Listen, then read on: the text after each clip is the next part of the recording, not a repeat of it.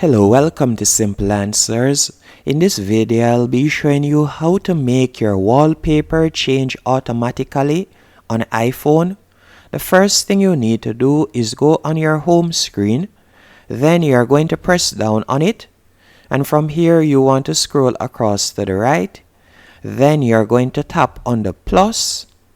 And at the top of the screen, you will see the option Photo Shuffle. You're going to select that.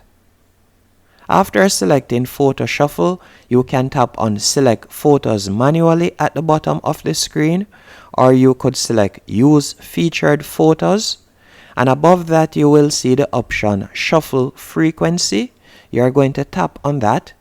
So you can decide whether you would want your photos to automatically change every hour, every day if you tap on Daily, or Unlock, or on tap, meaning whenever you tap on your home screen.